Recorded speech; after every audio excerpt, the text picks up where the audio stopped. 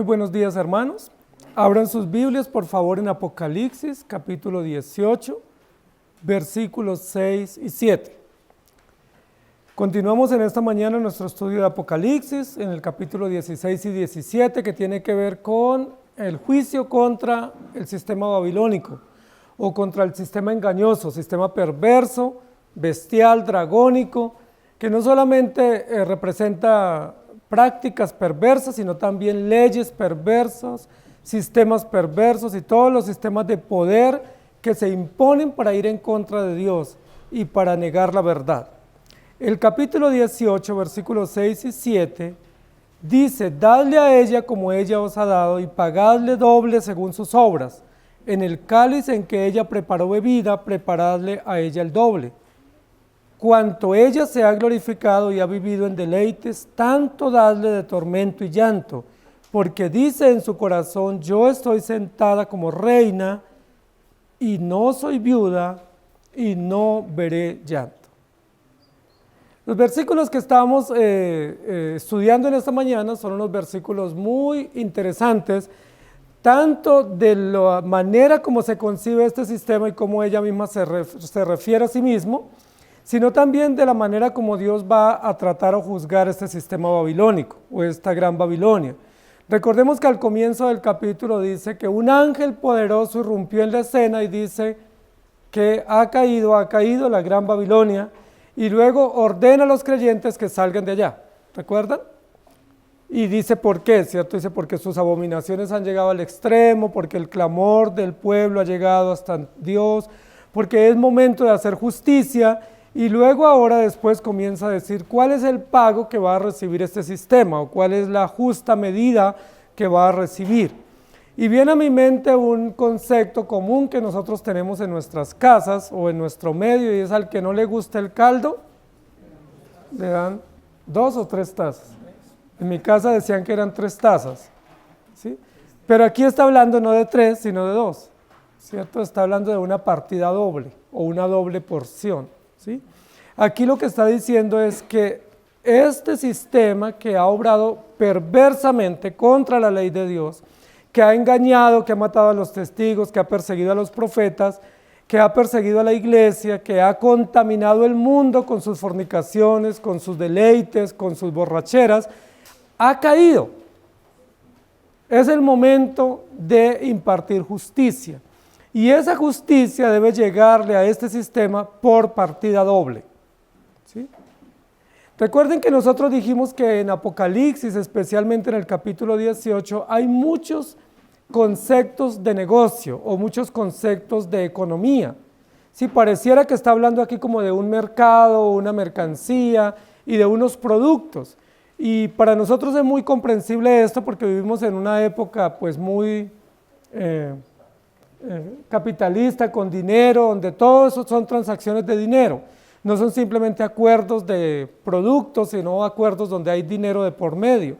Entonces aquí habla de comprar, de vender, de pagar, de entregar, ¿sí?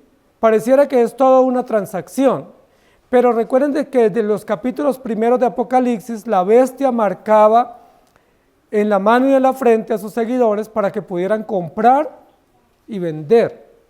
Es decir, pareciera que el pecado es todo un negocio. ¿Sí? Pareciera que la maldad es todo un negocio, donde se compran productos o se compran bienes o se compran bienestares y la gente paga por ellos. Y donde todo lo que la gente compra o recibe tiene que asumir un pago o un costo o un valor. Y esto es importante, porque la Biblia en algunos lugares, y esa fue una de las tentaciones de Satanás para Jesús, fue: todo esto te daré, como si Satanás diera algo, o regalara algo, o ofreciera algo. Lo que la Biblia realmente nos va a decir es que Satanás no da nada, primero porque no tiene nada.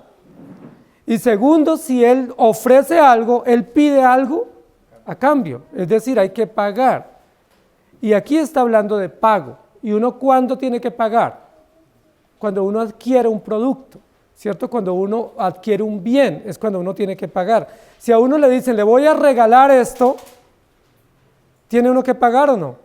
No hay que pagar porque a uno se lo regalaron. Por ejemplo, en el caso de la salvación es un don. ¿Hay que pagar algo por la salvación? ¿Quedamos en deuda cuando Dios nos dice que nos constituyó hijos suyos? No, no quedamos en deuda porque la salvación es un don, es una dádiva, es un regalo, es una gracia inmerecida que no tenemos que pagar absolutamente nada, no se nos pone a la cuenta del debe nada, porque no quedamos en deuda, más bien estamos llenos de gratitud por el bien recibido. Pero en el caso del pecado, siempre que el pecado nos da algo, nosotros quedamos en deuda. Y eso es importante que lo notemos. Y aquí es lo que nos va a decir. Este sistema babilónico ha obrado perversamente mal, ha engañado a las naciones, ha involucrado a los reyes y a los sistemas del mundo en sus fornicaciones y ahora ha caído. Y en el momento en que cae, tiene que recibir el pago natural de todos los males que ha hecho. Cuando nosotros hablamos en un momento anterior sobre la justicia, dijimos que la justicia de Dios es plena y perfecta y que no puede ser pasada por alto, que en la justicia de Dios no hay indulto, no hay condonación, no hay que se pase por alto, sino hay impunidad, que la justicia de Dios es severa, es precisa y se tiene que aplicar. Pero nosotros hablamos en algún momento con relación a la justicia de Dios de tres aspectos de la justicia divina. Dijimos que la justicia de Dios es vindicativa, es decir, si se daña el honor o se afecta el honor de esa justicia, se tiene que reemplazar o vindicar o satisfacer ese honor afectado de la justicia. ¿Quién cumplió ese aspecto de la justicia? Cristo es el único que cumple la vindicación. Es decir, Cristo en la cruz satisfizo todas las demandas de la justicia frente a la ley de Dios y frente a las exigencias del honor de Dios. Es decir, la vindicación no nos corresponde a nosotros. Hablamos de una justicia sustitutiva. Es decir, como todos somos pecadores, Cristo pagó por su pueblo para que esa justicia sea, o esos deberes o esos encargos sean sustituidos en lugar de aquellos por quien Él pagó. En ese sentido, la justicia sustitutiva, ¿sobre quién recae? Exclusivamente sobre los creyentes, porque los creyentes estando en pecado fueron sustituidos o fueron reemplazados, ¿sí?, por Cristo, por la obra perfecta de Cristo en la cruz, de tal manera que ya no hay ninguna condenación para los que están en Cristo Jesús. ¿Ustedes pagaron algo por su salvación? No, ni pagamos ni pudimos pagar, ni debemos pagar, pero Cristo la pagó. Cristo pagó toda la deuda que nosotros teníamos frente a la ley y frente a Dios, de tal manera que Él nos perdonó y Él en la cruz dijo, todo ha sido pagado, todo ha sido saldado. Recuerden que estamos hablando de términos económicos o de términos de una transacción o un negocio. Pero hay otro aspecto de la justicia que se llama la justicia retributiva.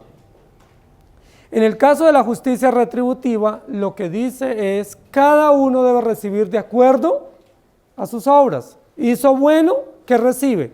El bien. Hizo lo malo, ¿qué recibe? La justa paga por lo que hizo. En el caso de la justicia retributiva, esa justicia o ese aspecto de la justicia de Dios recae claramente y completamente sobre todos los incrédulos. Todos los incrédulos han obrado mal. ¿Ellos qué van a recibir? ¿Justicia vindicativa? No, porque esa es para vindicar el honor de la ley. ¿Justicia sustitutiva?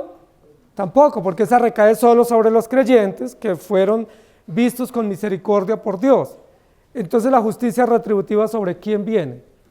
Sobre todos los incrédulos que se han deleitado desmedidamente, consciente y responsablemente en hacer el mal. ¿Quiénes representan a todos los incrédulos? Según el capítulo 17 y 18 de Apocalipsis. La gran Babilonia. Es decir, este sistema de prostitución, de fornicación, este sistema de alcohol, este sistema de engaño, este sistema de confusión, ese sistema de maldad que es representado por la gran Babilonia, que anda sobre la bestia, representa este sistema de justicia retributiva. En ese sentido, como dice algún dicho común, el que la hace, la paga. Y al que no le gusta el caldo, le dan 3 tazas. Es decir, tiene que recibir el pago. Nosotros por mucho tiempo pensamos que muchas personas obran mal y reciben bienes. Y eso a veces nos parece, nuestro mal juicio, nosotros decimos, pero esa persona obra tan mal y le va bien. ¿Qué está pasando? ¿Sí? Que no hay justicia, no opera la justicia. Puede que nos parezca así, pero no es así. Y tenemos que creer lo que la Biblia dice. Lo correcto es que la justicia retributiva sí recae sobre los deudores o sobre aquellos que han obrado mal.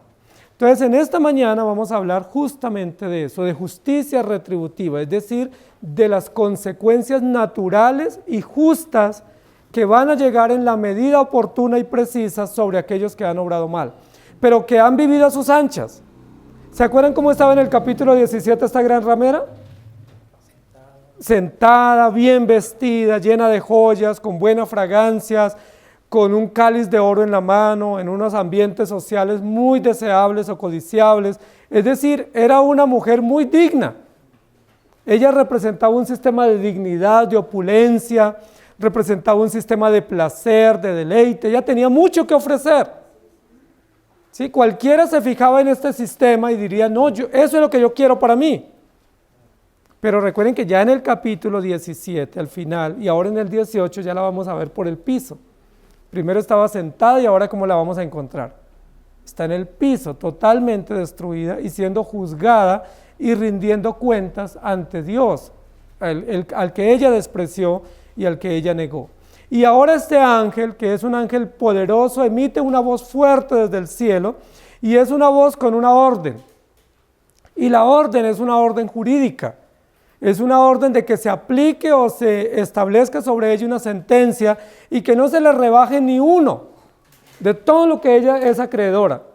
¿Sí? No hay rebaja, no hay nada absolutamente de apelación para que ella se le mitigue o se le reduzca de lo que ella merece por todo lo que ha hecho. Dadle a ella como ella os ha dado. Miren que ahí hay algo muy interesante. Lo primero que quiero que miremos es... El título de nuestra prédica es partida doble, ¿sí? Y partida doble es uno de los conceptos más comunes en la contabilidad, ¿cierto?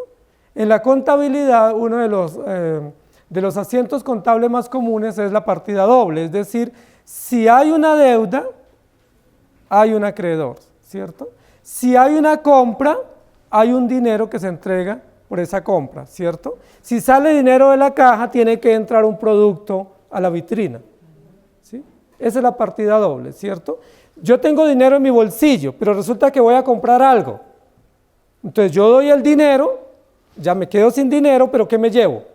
El producto que compré, ¿cierto? Ahí hay una partida doble, se saca del debe y se registra en el haber.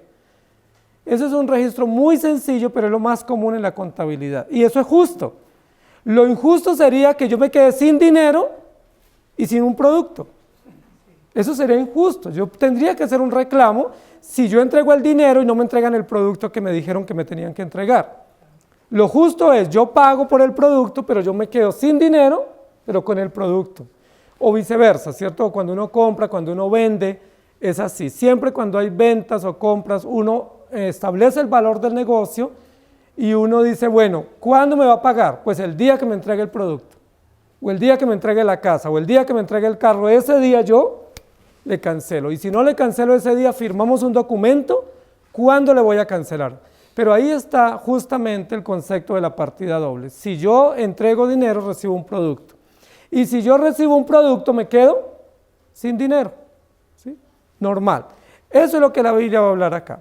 Dadle a ella como ella os ha dado y pagadle.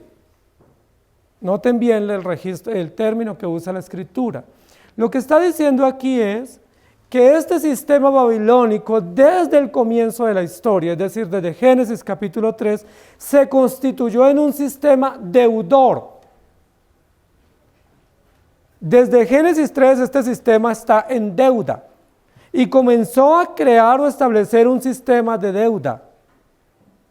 Muchos de nosotros entendemos claramente lo que significa uno estar en deuda, ¿sí? Y a veces cuando uno comienza en deuda y comienza a aumentarse la deuda, ¿qué pasa? ¿Cuál es el efecto? Que cada vez uno tiene menos capacidad de compra, cada vez tiene uno menos capacidad de préstamo, porque uno se está endeudando más. Esa es una situación común en nuestro país, ¿sí? O en nuestros países, que muchas personas comienzan a endeudarse por muchas razones. Lo que está diciendo aquí es, este sistema babilónico comenzó en deuda, es decir, comenzó en déficit desde Génesis 3. ¿Por qué comenzó en déficit? Porque Dios estableció un principio, y el principio es: de todo árbol podéis comer, pero de este no comeréis. ¿Y qué hizo el hombre y la mujer? Comieron. ¿Cómo quedó? ¿Cómo comenzó el registro contable? En déficit, ¿sí? Comenzó en faltante, ¿sí? Eso es como cuando uno comienza un trabajo, pero cuando uno arranca el trabajo ya uno está debiendo. Es bastante difícil así, muchos han tenido que trabajar así para conseguir sus bienes, pero es muy duro tener uno que cambiar ese registro de déficit a utilidad, pero muchos les toca hacer así. Pero lo que estamos hablando acá no es en términos de dinero propiamente, sino en términos de acciones. Este sistema babilónico desde Génesis 3 comenzó en deuda. Dios dio una orden, ellos no la cumplieron y el registro contable se hizo en un debe.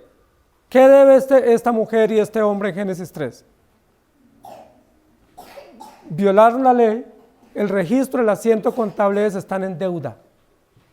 La pregunta es, ¿hay un momento en la historia en que esa deuda se pasa por alto? ¿Sí? Recuerden que hay en nuestra justicia algo que se llama vencimiento de términos, ¿cierto? Que en algunas situaciones o delitos o procesos hay unos vencimientos de términos. Y cuando se vence el término, pues entonces ya uno queda libre o exonerado. Recuerden que en la ley hebrea, ¿cierto? Para el pueblo judío había un concepto y era el año del jubileo. ¿Se acuerdan qué pasaba en el año del jubileo? Las deudas se cancelaban o se condonaban porque ya esa persona había pagado lo suficiente o lo necesario. En este sentido, en la justicia divina no existe condonación de deudas. Entonces, si el asiento contable en Génesis 3 comienza en deuda o en déficit, es lo más común que va a suceder? Si usted comienza su trabajo debiendo, ¿qué va a pasar? Lo más probable que es que no pueda pagar esa deuda, sino que la deuda se aumente. Y si se aumenta la deuda, ¿qué pasa? Cada vez la deuda es impagable. Esto es muy importante lo que la Biblia nos va a decir, porque es justamente lo que va a decir de la gran ramera o de la gran Babilonia. La gran Babilonia comenzó a hacer negocios, y en el momento en que ella aparece en la escena comenzó a hacer un negocio, pero en ese negocio ella comenzó en deuda, porque ella comenzó a ofrecer unos bienes y unos servicios que ella no tiene y que no puede dar. Y como ella no tiene o no puede dar esos bienes o servicios, entonces ella comenzó en deuda, engañando, ofreciendo algo que no podía dar. Les voy a poner un ejemplo. Génesis 3. ¿Qué fue lo que ofreció Satanás a la mujer? Conocimiento. La pregunta es, ¿Satanás tiene conocimiento para ofrecer? ¿De qué fuente iba a sacar el conocimiento si no lo tiene? Es decir, comenzó en deuda, porque comenzó a ofrecer algo que no podía dar y su cuenta está en déficit.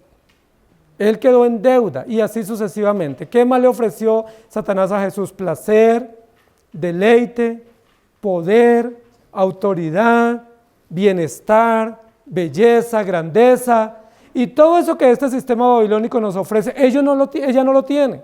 ¿De dónde ella saca para suplir esas necesidades? ¿De qué fuente? Ella muchas veces se apoya en la providencia de Dios, porque como Dios es providente y hace salir el sol sobre buenos y malos, entonces la bestia o esta mujer babilónica se atribuye como si eso lo diera ella, cuando realmente no lo dio. Eso hace parte de la providencia de Dios. Y ella lo que está es generando una deuda cada vez más grande. El problema no es solamente que ella está en deuda. El problema es que en la medida en que acrecienta la deuda, ella tiene un acreedor. Y el problema no es que uno deba, el problema es que uno tiene un acreedor. Y si uno tiene un acreedor, ¿qué va a suceder con las deudas que se están aumentando? Por ejemplo, el problema no es que yo no pueda pagar la cuota de este mes y la del otro mes y la del otro mes, porque yo pues estoy debiendo 3 cuotas. Ese no es el problema. ¿Cuál es el problema? Que tengo un acreedor que se llama el banco, ¿sí? O el prestamista. ¿Y ese acreedor qué va a hacer si yo no pude pagar la segunda y la tercera cuota? Me va a quitar el servicio que yo tengo, o el bien o la propiedad, o me va a poner en contra del sistema bancario, o me va a cerrar todas las puertas financieras, o me quedo sin trabajo, o me quita el bien y yo comienzo a sufrir. Lo que yo quiero que pensemos aquí es, Si hay un deudor, claramente hay un acreedor. Este sistema babilónico es deudor de la justicia, porque él está violando la ley de Dios y está en contravía de la ley de Dios, entonces él está generando cada vez una deuda. Pero esa deuda no está siendo pasada por alto porque hay alguien que está tomando nota. ¿Quién es el que está haciendo el registro en el libro de deudas? En mi época decían registra en el libro de pérdidas, pero en el libro de Dios no hay pérdidas. Si usted registra en el libro, ahí está el registro, el asiento contable de una deuda, y el acreedor no va a pasar por alto. Lo que la Biblia nos está diciendo es, este sistema está supremamente en bancarrota frente a la ley de Dios, y el acreedor va a venir a pedir cuentas. Y ese acreedor que es Dios, que es justo, va a pedir cuenta justamente en este texto, y él dice, denle a ella como ella os ha dado y páguenle según sus obras. ¿Cuáles son las obras de este sistema babilónico? Engaño, maldad, perversión contra Dios y contra las instituciones, y ahora este sistema va a recibir. Es decir, va a haber una relación directa entre el deudor y el acreedor. Ustedes saben que cuando uno tiene deudas, yo no sé si les ha pasado, pero a mí me ha pasado, que a veces a uno le vienen a cobrar y uno se esconde. O uno termina dilatando los términos. ¿Sí? Y uno termina diciendo, no, espere, yo estoy haciendo el deber, yo en estos días le pago, no se preocupe, y así uno como que va transando al acreedor de una u otra manera. La pregunta es, ¿será que con Dios podemos hacerlo así? ¿Será que a Dios le podemos decir, le doy de a poquito, o espere, o este mes no pude, pero el otro sí yo me esfuerzo? Es imposible, ¿cierto? Aquí estamos hablando de un acreedor justo, celoso, que es rey soberano, que es dueño absoluto y que está tomando cuentas. Y cuando él viene a tomar cuenta con su libro de registro, con el registro de todas las obras que ha hecho este sistema, que está endeudado contra Dios, él no va a dar espera, va a decir, denle a ella como ella os ha dado. Cóbrenle todo, hasta el último centavo. No le perdonen un peso, porque este sistema ha sido engañoso y perverso y se ha lucrado engañosamente con bienes que no tenía y con utilidades que realmente no le pertenecían. Denle según le pertenece. Esto es bien importante. Entonces, ¿dónde está la paz que este sistema ofrecía? ¿Dónde está el placer que ofrecía este sistema? ¿De dónde sacaba? ¿De qué fuente sacaba? Como ofreció lo que no tenía y engañó, ahora ¿qué es lo que está diciendo Dios para ella? Denle como ella os ha dado y páguenle el doble según sus obras. Ahora es importante aquí porque alguien pudiera estar pensando que Dios es injusto porque Dios está diciendo páguenle el doble. Y recuerden que la justicia bíblica es precisa. Y en la ley antigua Dios había establecido que era ojo por ojo y diente por diente. No me deben cobrar el doble de lo que yo me endeudé, porque eso sería injusto. Si lo justo es que yo pague lo que me prestaron o lo que no pude pagar, eso es lo justo, por supuesto con su interés o por la devaluación. Pero aquí está diciendo páguenle doble según sus obras. Entonces no vamos a pensar que Dios es injusto y que está airado y que entonces ahora le va a cobrar el doble, porque eso no haría honor a la justicia de Dios. Miren que más adelante dice, denle a ella según lo que ella os ha dado. Es decir, de la misma medida, según sus obras, y luego dice, preparadle a ella el doble, cuanto ella se ha glorificado y ha vivido en deleites, dadle tanto de tormento y llanto, porque dice en su corazón, yo estoy sentada como reina, y no soy viuda, y no veré llanto. Entonces, ¿qué es lo que este sistema se va a encontrar? Se va a encontrar con el acreedor. Lo evadió por mucho tiempo. ¿Sí? Dilató los términos por mucho tiempo, se escondió y se camufló y no rindió cuentas, pero llega el momento en que cae en las manos del Señor y tiene que pagar justo lo que debe según las obras que ha hecho. Dale a ella como ella os ha dado. Esta parte es muy importante porque ¿a quiénes se refiere lo que ella ha hecho con otros? ¿Contra quiénes fue que ella obró mal? Contra los cristianos. Es decir, ¿quiénes fueron las víctimas de este sistema babilónico? Los creyentes, los profetas, porque ella los persiguió, los mató, los hostilizó, persiguió a los creyentes, mató a Jesús, persiguió a los apóstoles, torturó a los creyentes de los primeros siglos.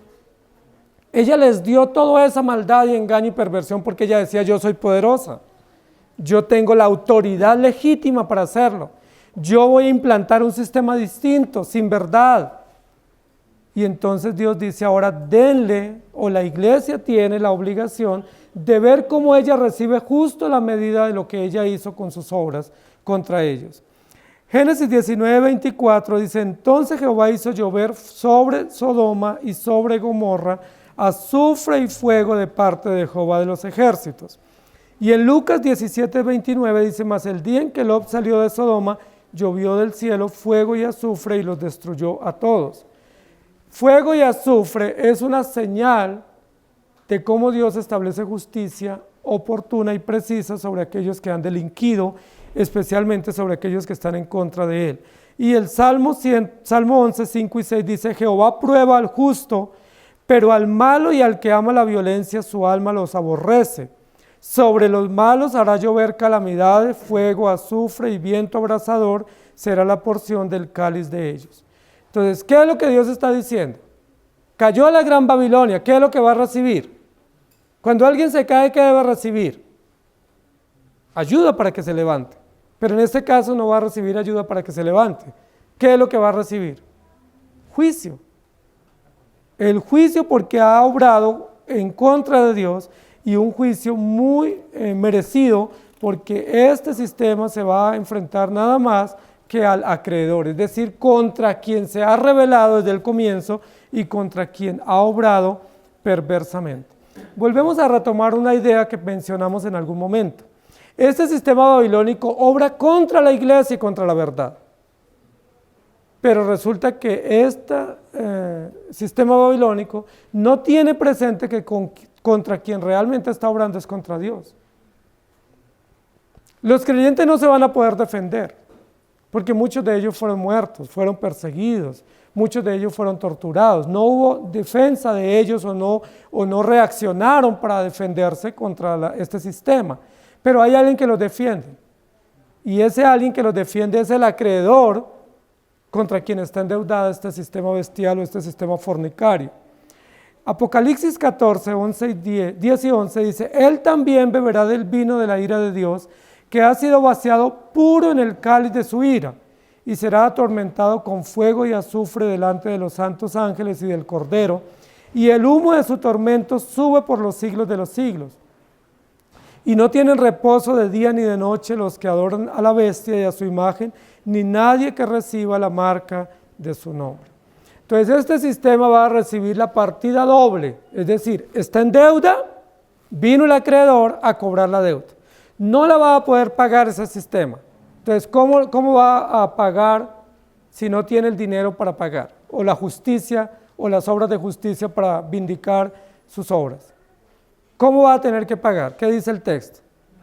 Dice: con tormento, con llanto, y más adelante va a decir con humillación, con dolor, con aflicción y con despojo de todo lo que ella había acumulado y lo que ella había aparentado. Es un sistema muy aparente. Entonces, miren lo interesante. ¿Qué es lo que dice en su corazón esta gran Babilonia? No veré dolor. O sea, nunca veré llanto. A todos los demás les puede pasar eso, pero a mí no me puede pasar. Y es una clara muestra de altivez, de soberbia, de prepotencia. Es una muestra de autosuficiencia cuando ella dice: no voy a ver llanto y dolor.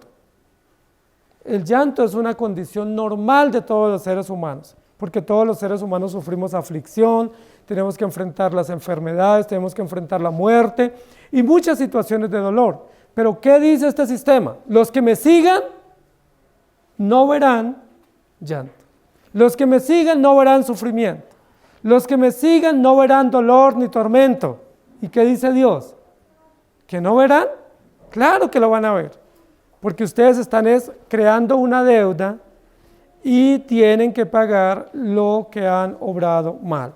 En segundo lugar, algo muy importante aquí en este pasaje es que este sistema babilónico ha sembrado y va a cosechar. Nosotros comúnmente escuchamos que hay un principio en la Escritura que lo que sembramos, cosechamos. Y eso es un principio de la naturaleza de Dios y de la naturaleza de la creación. Si usted tiene un cultivo de arándanos, lo sembró con arándanos, ¿qué va a cosechar? ¿Cuál es el resultado? ¿Cuál es el fruto que va a recibir? Arándano, no puede esperar otro fruto. Si usted cosecha café o siembra café, ¿qué es lo que va a recibir? Café, no puede esperar otro fruto, porque eso es antinatural. Lo natural es, usted siembra una semilla, la cosecha que va a recibir es de esa semilla, o de esa planta, o de ese cultivo. Entonces lo que la Biblia nos va a decir acá es, lo que sembramos, cosechamos. La Biblia dice, si sembramos para la carne, ¿qué cosechamos? Corrupción. Si sembramos para el espíritu, cosechamos vida eterna. ¿Sí?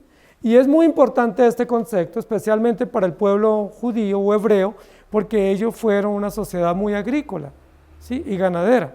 Ellos sabían exactamente cómo se trabajaba la tierra, los tiempos de las cosechas, la calidad de la semilla y los cuidados que debía tener la tierra para que hubiera una buena cosecha. Ellos eran expertos agrícolas. Recuerden que tenían muchos productos que cultivaban, trigo, cebada, centeno, cultivaban también aceitunas, higos y otros productos muy importantes de la economía de ese momento. Y también tenían ganado. Ellos sabían exactamente eso. Y lo que Dios nos va a decir acá es, el pecado es como una siembra. Y la vida es como un terreno donde hay un cultivo. Tenemos un cultivo, tenemos que preparar el terreno y tenemos que comenzar a ejecutar obras. Y esas obras se constituyen o se califican como siembras. ¿Sí? Cada obra de lo que nosotros ejecutamos en ese cultivo o en ese terreno es como una siembra. ¿Sí? Usted está sembrando, es decir, está invirtiendo. Pongámoslo en ese sentido, está invirtiendo. Si tenemos un terreno y lo estamos cultivando, tenemos que invertir primero para cercar el terreno, luego para limpiarlo, luego para ararlo, luego los sembradores que van a sembrar, luego limpieza, abonos, riego, y hay que invertir todo el tiempo. ¿Y qué esperamos al final del día? Una muy buena cosecha, una cosecha muy robusta, muy nutritiva, porque ahí está toda nuestra inversión de meses o de años. Lo que la Biblia está diciendo aquí, la vida es así, pongámoslo en ese sentido, la vida nuestra es como un terreno donde estamos cultivando. Y cada obra que usted hace o que yo hago es como si fuera una inversión. ¿Sí? Si usted siembra una buena semilla con una buena obra, ¿qué está esperando al final? ¿O qué debe esperar? Una buena cosecha. ¿Sí? Si usted está regando en ese cultivo una buena semilla, pues usted debe esperar una buena cosecha.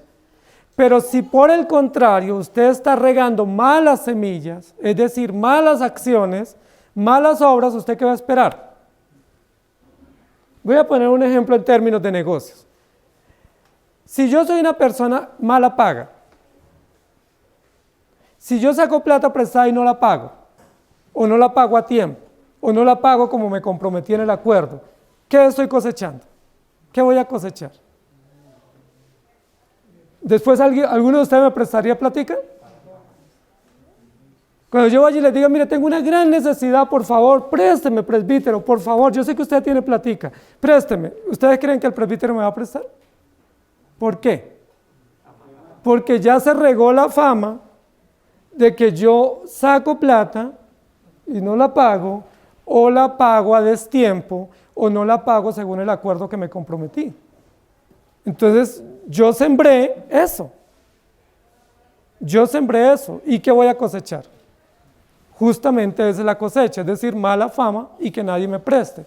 O cuando una persona, por ejemplo, es chismosa, cuando una persona es de comentarios, eso es lo que siembra. Entonces uno comienza a decir, ojo con ese hermano, tenga cuidado porque es de comentario, no le confíe nada. Y entonces, ¿qué pasa al final del día? ¿El que va a cosechar? Nadie confía en él. Nadie le puede confiar un secreto porque él, eso fue lo que cosechó. Lo que yo quiero decir acá es, así es la vida. Y al final del día a veces nosotros cosechamos cosas que decimos, ¿y por qué me pasa eso? Y cuando uno comienza a revisar, uno dice, es que eso es lo que yo he sembrado. He sembrado eso, he sembrado traición, ¿qué voy a cosechar? He sembrado engaño, ¿qué cosecho? He sembrado malos negocios, ¿qué cosecho? He sembrado desconfianza, eso cosecho. Ahora, nosotros tenemos la gracia de Dios y eso es una esperanza muy grande para los creyentes, pero aquí está hablando de un sistema perverso.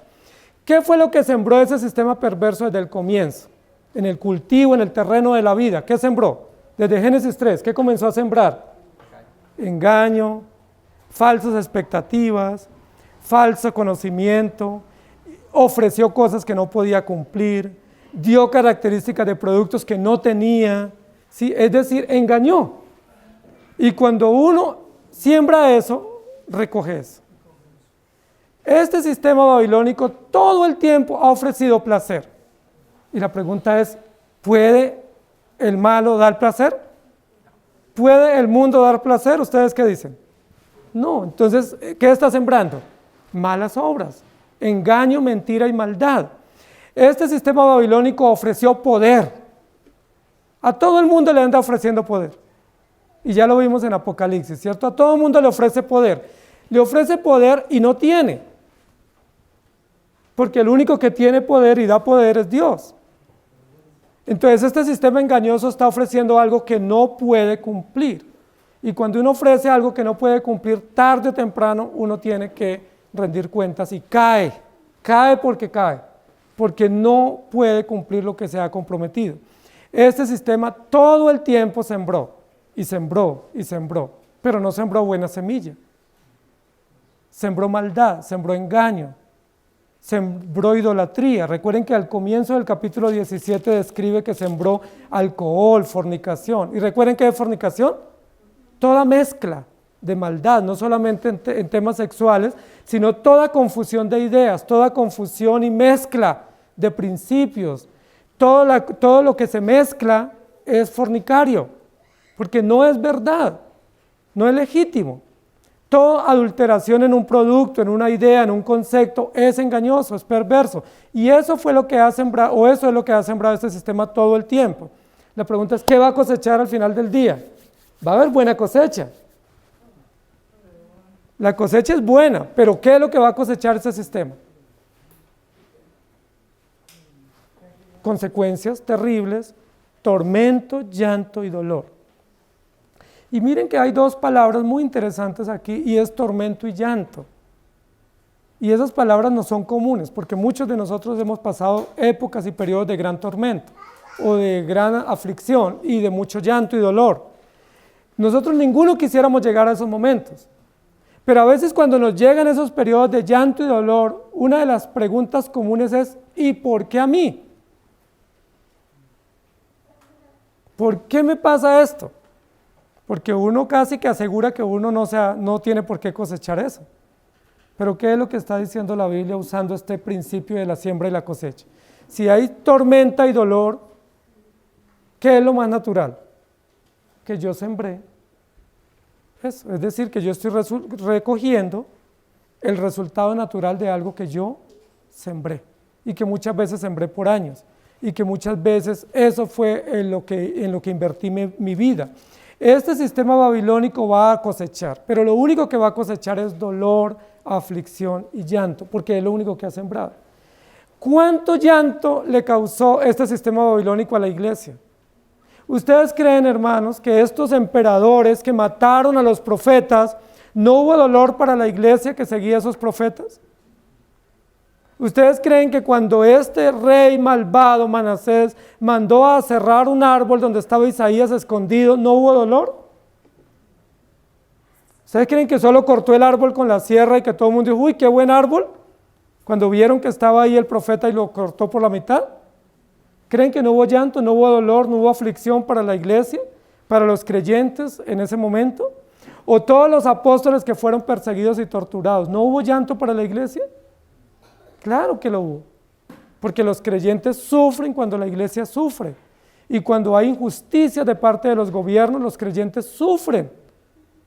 Parecía que nadie iba a vengar eso. ¿Recuerdan el quinto sello? Señor, Dios justo y poderoso, ¿hasta cuándo? ¿Hasta cuándo no vengarás nuestra sangre? ¿Hasta cuándo no te pones de nuestro lado y nos defiendes? ¿Hasta cuándo no te pones en control y nos das un poco de esperanza y de consuelo? ¿Hasta cuándo? Aquí está la respuesta. Este sistema babilónico cayó, ¿y qué es lo que está cosechando? Llanto, tormento y dolor. Y casi que la idea acá es de una mujer totalmente desamparada, ¿sí? Totalmente abandonada, humillada y sin ningún tipo de lujo de lo que ella ostentó en el capítulo anterior y en toda la historia. Ella va a cosechar lo que ha sembrado. Ella sembró odio, sembró aborrecimiento, sembró maldad, eso va a cosechar. Y es muy importante que nosotros notemos eso. Recuerden que aún los creyentes, si ustedes me pueden acompañar ahí en un salmo, que es el Salmo 137, el Salmo 137, los creyentes se lamentan en Babilonia, dice, junto a los ríos de Babilonia, allí nos sentábamos y aún llorábamos. ¿Quién le causó ese lloro a los creyentes cautivos? Ese sistema malvado babilónico. Dice, nos sentábamos y llorábamos acordándonos de Sión. Sobre los sauces en medio de ella colgábamos nuestras arpas. Y los que nos habían llevado cautivos nos pedían que cantásemos. Y los que nos habían desolado nos pedían alegría, diciendo, cantadnos algunos de los cantos de Sión. Y la conclusión es, ¿podemos cantar si estamos en aflicción? ¿Cómo cantaremos cántico de Jehová en tierra de extraños? Si me olvidare de ti, oh Jerusalén, pierda mi diestra su destreza. Mi lengua se pegue a mi paladar si de ti no me acordare. Si no enalteciera Jerusalén como preferente asunto de mi alegría. Oh Jehová, recuerda contra los hijos de Edom el día de Jerusalén, cuando decían, arrasadla, arrasadla hasta los cimientos. ¿Quién decía eso? ¿Se acuerdan? Nabucodonosor y los ejércitos babilónicos. Cuando pisaron a Judá y llegaron a las puertas de Jerusalén, la orden de Nabucodonosor para el ejército fue arrásenla, arrásenla. Y habían centenares de judíos allí en esa ciudad, familias completas y muchos niños. Y entonces, hija de Babilonia la desolada, bienaventurado el que te diere el pago de lo que tú nos hiciste. Es un salmo imprecatorio muy fuerte, ¿cierto? Dichoso el que tomare y estrellare tus hijos contra la peña. ¿Quién hizo eso primero? ¿Quién cogió a los hijos de los hebreos y los estrelló contra los muros de la ciudad? Los soldados babilónicos, el ejército de Nabucodonosor. Inclementemente lo hicieron. Y todavía cuando ellos lloraban, ¿qué les decían? ¿Están llorando? ¡Canten! No lloren por eso. Pero los estaban torturando. Es decir, un sarcasmo sobre sarcasmo y crueldad sobre crueldad, como si ellos no tuvieran derecho a lamentarse. ¿Qué dice Dios aquí en Apocalipsis? Le llegó la hora. Toda la maldad que han hecho a lo largo de la historia tendrán que rendir cuentas, y como sembraron angustia y dolor, como sembraron tormento y crueldad, ahora eso les viene a su propia cuenta. Lo que sembraron, van a cosechar. Lucas 16:15. Vosotros sois los que os justificáis a vosotros mismos delante de los hombres, mas Dios conoce vuestros corazones, porque lo que los hombres tienen por sublime delante de Dios es abominación.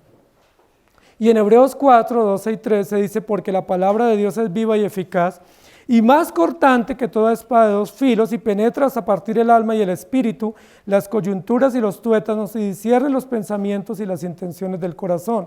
Y no hay cosa creada que no sea manifiesta en su presencia.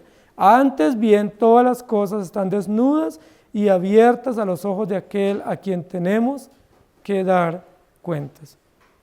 Proverbios 24:12. Porque si dijeres, ciertamente no lo supimos, ¿acaso no lo entenderá el que pesa los corazones?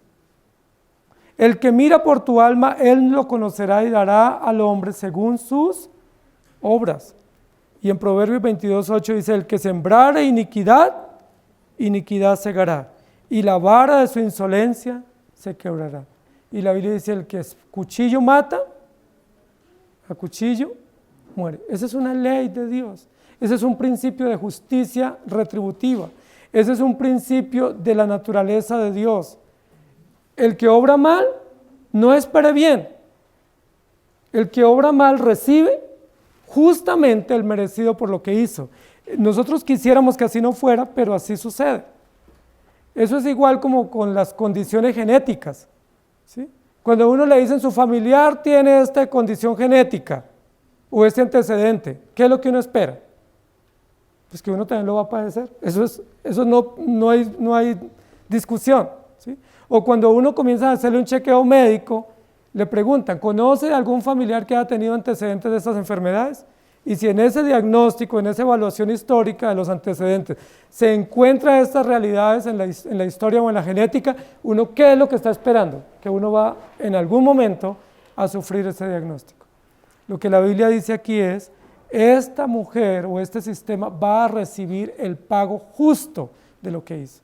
En el mismo cáliz o con la misma copa con la cual vació maldad y dolor a otros, o con la misma copa con la que bebía para llenarse de alegría por el dolor que estaba causando, ahora ella va a tener que tragarse su propio dolor, su propio engaño, y muy merecido, por cierto. Eso es importante que nosotros lo prediquemos. En el Salmo 73, versículos 2 y 3 dice, en cuanto a mí, casi se deslizaron mis pies, por poco resbalaron mis pasos, porque tuve envidia de los arrogantes, viendo la prosperidad de los impíos. Y luego más adelante, el versículo 12 y 13 dice, he aquí estos impíos, sin ser turbados del mundo, alcanzaron riquezas. Verdaderamente en vano he limpiado mi corazón y lavado mis manos en inocencia, hasta que entrando en el santuario de Dios, comprendí el fin de ellos, porque he aquí los que se alejan de ti perecerán. Tú destruirás a todo aquel que de ti se aparta. Versículos 17 y 27. Hermanos, este sistema siembra dolor, va a cosechar dolor. Ha sembrado oposición y obstinación frente a Dios, Dios va a rendir, a pedir cuenta de este sistema y lo va a juzgar severamente.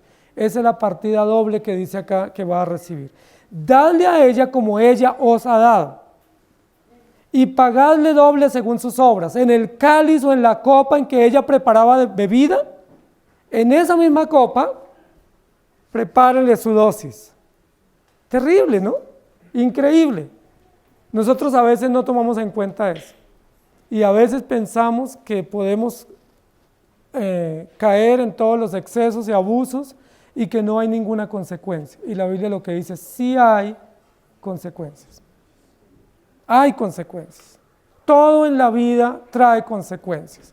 Y no son consecuencias de maldad, son consecuencias naturales. ¿Sí? Son consecuencias naturales de malas obras o malas acciones. Y Dios obra justamente para enseñarnos que así Él obra. En tercer lugar, este sistema, dice la Biblia, que desde el comienzo obró mal. Y han pasado años y años y pareciera que no se le ha tomado cuentas.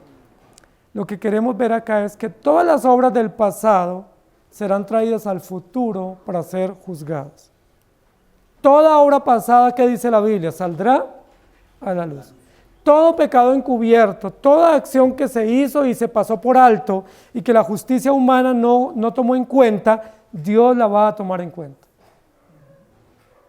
Y uno a veces piensa en el tema de la justicia ordinaria, que hay vencimiento de términos, como que aquí ya me libré de esta, ¿sí? Que de hecho muchos que delinquen, o muchos abogados, o muchos jueces están esperando que se venzan términos, ¿sí? O que prescriba un delito o una acusación, de tal manera que ya uno dice, no, ya esto se venció, ya se archivó, ¿sí? Ya no hay nada que hacer. Y uno como que canta victoria. Es probable que muchos cantemos victorias, acá diciendo esto ya se venció, o ya no fui juzgado, o no se me tomó cuenta por esto, pero frente a Dios no es así, porque lo que la Biblia está diciendo acá es, este sistema, ¿cuántos años lleva delinquiendo? Esta gran ramera, ¿desde cuándo apareció en el escenario? Desde Génesis 3. Desde Génesis 3, desde Génesis 8 y 9, este sistema de Babel, este sistema de confusión y perversión está en escena. ¿Cuántos años lleva delinquiendo? 6.000 años. ¿En cuántas sociedades ha estado y ha engañado? A todas las civilizaciones y todas las mentes y todos los gobiernos los ha impactado o los ha impregnado con su alcohol y con su maldad y con su engaño. Y parece que no le pasa nada, ¿sí? Parece que está cosechando antojos y lujos y bienestar. Pero ¿qué es lo que la Biblia dice? Llega un momento en que este sistema cae y todo lo que hizo en el pasado se va a ver reflejado en el juicio. Hay un versículo donde dice la Biblia que en el juicio final los libros serán abiertos y todos compareceremos a rendir cuentas de todas nuestras obras, sean buenas o sean malas. ¿Cómo les parece? Los creyentes ya estamos preparados para ese día, no por nuestra justicia, sino por la obra de Jesucristo, porque aunque nuestras obras han sido malas y aunque nosotros sabemos que hay consecuencias naturales por esas obras deliberadas, sabemos que ya Cristo cubrió con su sangre y con su justicia la deuda condenatoria que había contra nosotros. Pero el incrédulo no tiene quien lo atienda, no tiene un abogado, no tiene un defensor en el día del juicio. Él tendrá que presentarse desprovisto de toda justicia.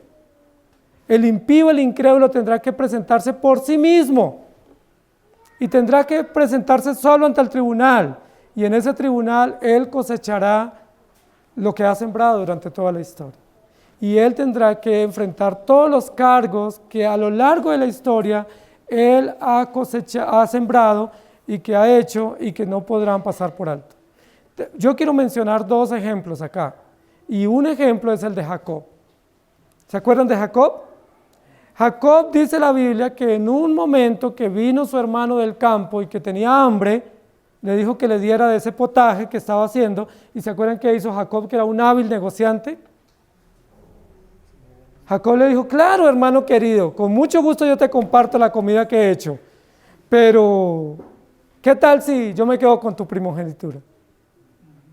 Hábil negociante, ¿cierto? Con un plato de comida hizo un gran negocio. Aparentemente, hizo el negocio del día, ¿sí?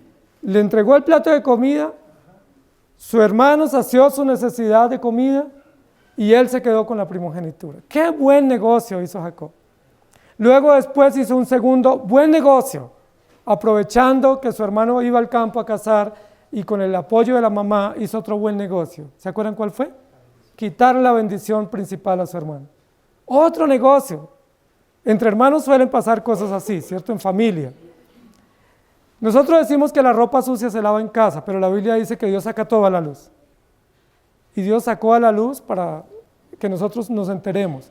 Pero eso que hizo Jacob, que fue un buen negocio, quedarse con la primogenitura de su hermano, luego quedarse con la bendición de su hermano. ¿Se acuerdan cuántos años le costó a Jacob de exilio, de huir, de ser engañado, de ser perseguido y de pasar escondiéndose? Jacob fue engañado también. ¿Se acuerdan cuando Labán lo engañó? Él trabajó por Raquel y le entregaron a Lea. Fue engañado, ¿cierto? ¿Se acuerdan que Labán lo engañó? Dice que muchas veces con la paga de su trabajo. Dice que le cambiaba las condiciones del contrato cada rato. Y fue engañado también. Fue engañado también por sus hijos. ¿Recuerdan cuando sus hijos le dijeron que José lo había despedazado una fiera? Y ya estaba muy anciano Jacob y seguía sufriendo consecuencias del engaño y del robo que él había hecho, de la rapiña contra su hermano. ¿Cuántos años tuvo que huir de Esaú? Por haberle vendido ese plato de lentejas, por haberle robado una bendición. Más de 20 años huyendo de Esaú, temiendo por Esaú. ¿Cuántos años lamentándose por la pérdida de su hijo querido? Sus mismos hijos lo engañaron. Increíble. Lo que la Biblia nos quiere decir es acá: todas las obras que nosotros hacemos tienen consecuencias. Y si obramos mal, no esperemos recibir mejor paga. Aunque Dios nos haya perdonado, hay consecuencias. Y el otro ejemplo ya de un impío, Jacob es un hijo de Dios, consecuencias para los creyentes, es el de Amán. ¿Se acuerda de Amán? Amán le cogió odio a los judíos. Odiaba a los judíos especialmente por Mardoqueo. No le caía bien Mardoqueo. No le agradaba ver a Mardoqueo por los lados del palacio todos los días. Lo veía y se le dañaba el día. ¿Sí? Cosas que pasan. ¿Sí? Yo sé que no en sus corazones, pero en Amán sí pasaba eso. Y Amán decía, yo tengo que vengarme de este tipo. No me gusta, no me cae bien, es judío. ¿Sí? Y comenzó a planear, ¿cierto? Y se acuerdan toda la planeación que hizo, y fue y compró, y le puso un asta bien alta, y compró una soga bien fuerte, y hizo una horca bien grande y visible en un lugar público. Y él dijo, aquí voy a hacer colgar a este odioso y fastidioso judío, que me incomoda cada vez que lo veo. Y preparó todo, y a toda su familia le contó, le dijo, mire, eso es para colgar a ese fastidioso judío que me incomoda. Toda la familia estaba preparando el carnaval. Pero Amán era un hombre malo. Y dice la Biblia que toda la historia, ¿sí? Lo pueden leer en el libro de Esther, Amán fue colgado en la horca que hizo, que construyó para colgar a Mardoqueo. Y no solo fue colgado Amán. ¿Quiénes más fueron colgados? Su familia. Increíble. ¿Dios es justo? Claro que sí. Amán estaba ensañado contra un hombre de Dios, de forma malvada, de forma cruel. Quería exhibirlo públicamente sin ninguna razón. Y Dios le trae eso y se lo devuelve. Es decir, lo que yo pienso mal contra otro, ¿qué dice la Biblia? Se viene contra mí. Por eso dice la Biblia, todo lo que querráis que los hombres hagan con vosotros, hacedlo vosotros con ellos. ¿Queremos que los hombres nos traten bien? ¿Qué debemos hacer? Tratar bien. ¿Queremos ser dignos de confianza? Debemos tratar a otros con confianza. ¿Queremos que nos den tranquilidad y amor? Debemos hacer eso con otros. Dice, pero todo lo que hagamos mal contra otros, Dios lo torna en consecuencias también contra nosotros. Salmo 32:10 dice, muchos dolores habrá para el impío, mas al que espera en Jehová le rodea la misericordia. Y Eclesiastés 8:11, por cuanto no se ejecuta luego sentencia sobre la mala obra, el corazón de los hijos de los hombres está en ellos dispuesto para hacer el mal. Y luego en 1 de Juan 2:15 y 17 dice, no améis el mundo y las cosas que están en el mundo. Si alguno ama el mundo, el amor del Padre no está en él. Porque todo lo que hay en el mundo, los deseos de la carne, los deseos de los ojos y la vanagloria de la vida, no proviene del Padre, sino del mundo. El mundo pasa y sus deseos, pero el que hace la voluntad de Dios permanece para siempre. Hermanos, los impíos reciben siempre por partida doble. Ellos piensan que no, pero es lo que la Biblia establece. Nosotros también recibimos consecuencias de nuestras obras, no condenación. Los que están en Cristo ya no hay condenación porque Cristo pagó por ellos, pero sí hay consecuencias. Sí hay consecuencias, no las podemos negar, no las podemos desconocer.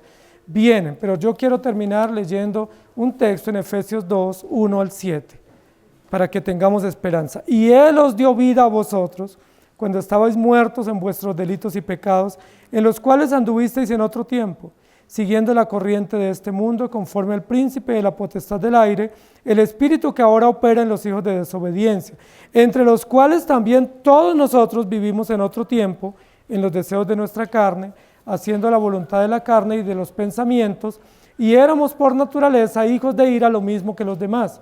Pero Dios, que es rico en misericordia, por su gran amor con que nos amó, aun estando nosotros muertos en delitos y pecados, nos dio vida juntamente con Cristo, por gracia sois salvos. Y juntamente con Él nos resucitó y asimismo nos hizo sentar en los lugares celestiales con Cristo Jesús, para mostrar en los siglos venideros las abundantes riquezas de su gracia en su bondad para con nosotros en Cristo Jesús. Amén. Para los incrédulos no hay justicia. Ellos tienen que enfrentar con su propia vida en la condenación eterna la justicia de Dios. Para los creyentes ya no hay condenación. Este sistema babilónico será juzgado y Dios mismo es el que da la orden que le paguen justo y conforme a las obras. Y ella termina siendo víctima de su propio invento.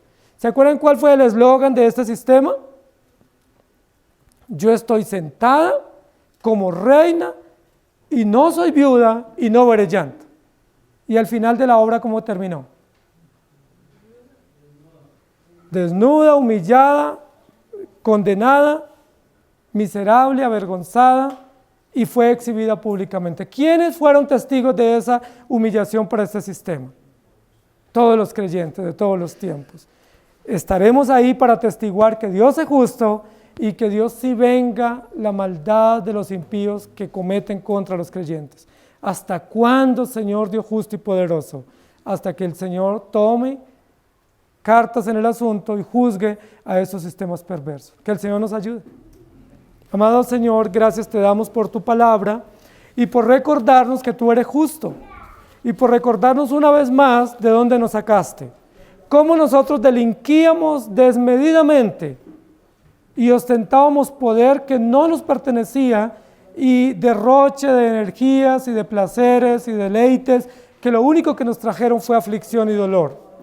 Pero gracias porque un día tuviste misericordia de nosotros y estando muertos nos diste vida.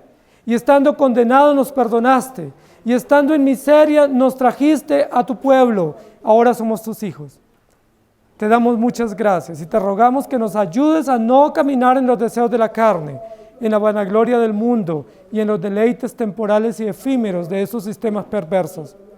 Pero también te rogamos que nos ayudes a ser claros y contundentes en denunciar el engaño y en denunciar a todos los que siguen a este sistema perverso, que ellos no tienen escapatoria, al menos que se acojan en la obra preciosa de Jesucristo, el Hijo de Dios.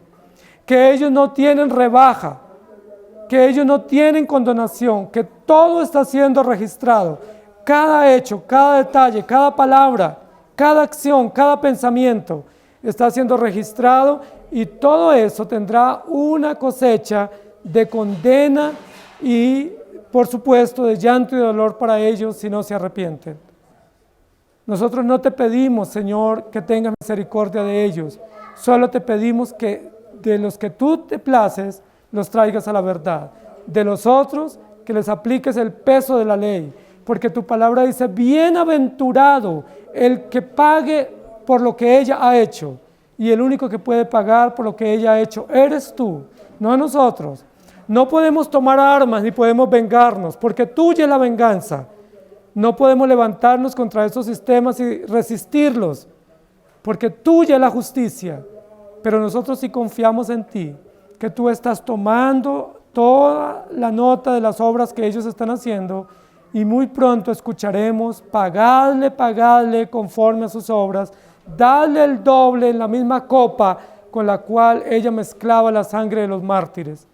Gracias porque tú eres justo. ¿Cuánta esperanza das a tu pueblo?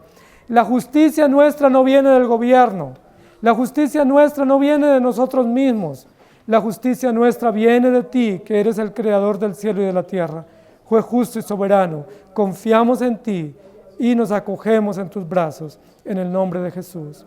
Amén. Que el Señor les bendiga, querida iglesia.